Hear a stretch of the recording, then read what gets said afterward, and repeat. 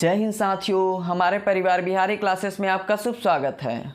तो आज हम बात करते हैं ईपीएफओ एसएससी का एग्ज़ाम सभी शिफ्टों का पेपर समाप्त हो चुका है। जैसे कि हमें पता है पेपर का लेवल बहुत हार्ड पूछा गया था। साथियों, पूरे अच्छे तरह से एनालिसिस करने के बाद हमारा स्किल टेस्ट के लिए सेफ स्कोर क्या रह सकता है इसे समझेंगे। साथियों, आंसर की कब तक वेबसाइट पे देखने को मिलता है इसे भी जानेंगे। सबसे पहले हम ध्यान देते हैं एग्ज़ाम डेट। एग्ज़ाम डेट कब से शुरू हुआ है इसका, तो 18 अगस्त से इसका एग्ज़ाम शुरू हुआ है और दूसरा एग्ज़ाम 21 अगस्त को हुआ और तीसरा एग्ज़ाम 22 अगस्त को संपन्न हुआ और आज लास्ट एग्ज़ाम 23 अगस्त को पूरी तरह से समाप्त हो चुका है। प्रत्येक दिन 2 शिफ्टों में एग्ज़ाम लिया जा रहा था। इस तरह 4 दिनों के एग्ज़ाम से 8 शिफ्ट में यह ईपीएफओ एसएससी का एग्ज़ाम संपन्न हुआ है। आगे हम आंसर की बात करते हैं, तो आप एक सप्ताह इंतजार कर लीजिए, यानी कि अगस्त के लास्ट वीक 28 से 30 अगस्त के बीच आपको आंसर की वेबसाइट पे देखने को मिल जाएगा। आगे हम यहाँ रिजल्ट कब तक आ सकता है, अगर मानते हैं हम अगस्त के लास्ट वीक यानी 30 अगस्त तक हमारा आंसर की आता है, तो रिजल्ट हमें 35 से 40 दिन के बीच यानी सितंबर के लास्ट वीक या अक्टूबर के फर्स्ट वीक में हमें रिजल्ट देखने को बिल्कुल मिल जाएगा। इसलिए आप आगे हम देखते हैं यहाँ पे प्रीवियस ईपीएफओ का एग्ज़ाम कब हुआ था, तो 2019 में ईपीएफओ का एग्ज़ाम लिया गया था। इस बार 2023 का वैकेंसी डिटेल समझ लेते हैं, इसे समझना काफ़ी ज़रूरी है। टोटल वैकेंसी की बात करें दोस्तों, तो 2859 पोस्ट पे ईपीएफओ का वैकेंसी आया हुआ है। यहाँ पे 2 कैटेगरी पोस्ट हैं, एसएसए और स्टेनोग्राफर। एसएसए में जनरल की बात करें तो 999 सीट थे, ओबीसी के लिए 514 सीट थे और ईडब्ल्यूएस के लिए 529 सीट थे दोस्तों, और 359 सीट एससी के लिए थे। अब एसटी कैटेगरी के लिए 273 पोस्ट थे, यानी टोटल सिर्फ एसएसए की बात करें तो 2674 पोस्ट एसएसए थे। और स्टेनोग्राफर कैटेगरी की बात करें तो जनरल के लिए 74 सीट थे और ओबीसी के लिए 50, ईडब्ल्यूएस के लिए 19, एससी के लिए 28 और एसटी के लिए 14 पोस्ट थे। स्टेनोग्राफर 185 पोस्ट थे दोस्तों। 2674 और 185 पोस्ट मिलाने के बाद 2859 पोस्ट ईपीएफओ का टोटल वैकेंसी था। आगे हम यहाँ बढ़ते हैं, एग्जाम पैटर्न एंड सिलेबस, इसे समझना काफ़ी ज़रूरी है।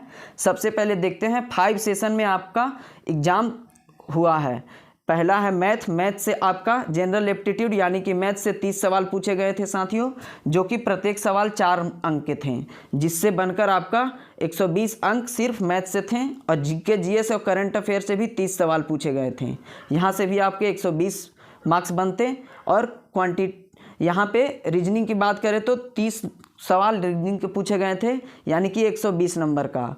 इंग्लिश का वेटेज काफ़ी ज़्यादा था, 50 सवाल इंग्लिश से पूछ लिए गए थे, जिसमें बनकर 200 मार्क्स आपका आता। और कंप्यूटर के भी 10 सवाल इंक्लूड थे साथियों, जो 40 नंबर का कंप्यूटर था सिर्फ। यानी कि टोटल क्वेश्चन की बात करें तो 150 क्वेश्चन की नंबर थी और इसके लिए 600 मार्क्स आपको बनेगा। और समय उसके लिए दिया गया था 2.5 घंटा यानी कि 150 मिनट, यहाँ ध्यान रखिएगा। और निगेटिव मार्किंग भी था इस एग्ज़ाम में, इसे भी बिल्कुल ध्यान रखिएगा दोस्तों। निगेटिव मार्किंग 0.25 था, यानी कि 4 क्वेश्चन गलत होने के बाद आपका 1 क्वेश्चन का आंसर काट लिया जाता। आगे यहाँ देखते हैं अटेंडेंस। एग्जाम हॉल में अटेंडेंस कितना था यह जानना काफ़ी ज़रूरी है, क्योंकि बहुत सारे छात्र जिज्ञासु रहते हैं कितना पर अटेंडेंस था। तो पूरी तरह से जानकारी लेने के बाद यह पता चला कि 65 से लेकर 70% प्रत्येक हॉल में एग्ज़ाम का अटेंडेंस था। लेवल ऑफ एग्ज़ाम देखते हैं, इसे समझना काफ़ी ज़रूरी है। यह मैथ में सवाल 30 थे, जो कि काफ़ी कैलकुलेटिव थे दोस्तों, काफ़ी कैलकुलेटिव, और प्रश्नों को हल करने में काफ़ी समय चला जा रहा था मैथ का। तो ऑन एन एवरेज स्टूडेंट की बात करें तो 24 से 26 प्रश्न मैथ के सिर्फ अटेम्प्ट कर पाए हैं। रीजनिंग के भी 30 सवाल पूछे गए थे, जो कि मॉडरेट लेवल के प्रश्न थे, जिसमें एवरेज स्टूडेंट ने 25 से 27 प्रश्न बिल्कुल हल कर दिए हैं। और यह अटेम्प्ट की हम बात कर रहे हैं साथियों। यहाँ आगे बढ़ते हैं, जीके जीएस और करंट अफेयर के भी 30 सवाल पूछे गए थे। इसका लेवल क्वेश्चन का था मॉडरेट टू हाई, यहाँ मात्र 20 से 22 प्रश्न ही बच्चे बना पा रहे थे। इंग्लिश यहाँ बात करें तो 50 सवाल इंग्लिश से पूछे गए थे साथियों। मॉडरेट लेवल का इंग्लिश का प्रश्न आया था, जो कि 42 से लेकर 45 प्रश्न ही स्टूडेंट हल कर पा रहे थे। कंप्यूटर से 10 सवाल पूछे गए थे जो कि काफ़ी डिफ़िकल्ट और हाई थे। उनका बच्चों लोग बताए हैं कि बहुत कठिन प्रश्न कंप्यूटर से पूछा गया है, जिसमें 5 से 6 प्रश्न ही मात्र वह अटेम्प्ट कर पाए हैं। ओवरऑल पेपर की बात करें दोस्तों तो मॉडरेट टू हाई लेवल रहा है, काफ़ी हार्ड क्वेश्चन पूछा गया है और 10 गुना रिजल्ट आपको स्किल टेस्ट के लिए दिया जाएगा, इसे भी ध्यान रखिएगा। अब हम सीधा बात करते हैं एक्सपेक्टेड कटअप हो for skill test.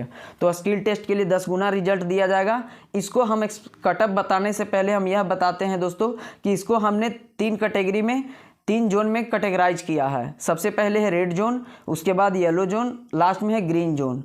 Red zone में वे सभी स्टेट आते हैं जिनका कटअप बहुत हाई रहता है, हमेशा वहाँ का कट ऑफ हाई जाता है। तो वे सभी राज्य और स्टेट हम देख लेते हैं, यूपी, बिहार, राजस्थान, मध्य प्रदेश, दिल्ली, हरियाणा, झारखंड।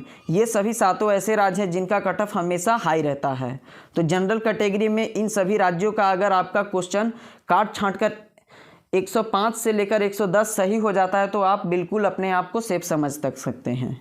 ओबीसी की बात करें तो 102 से लेकर 107 क्वेश्चन आपके सही होने चाहिए।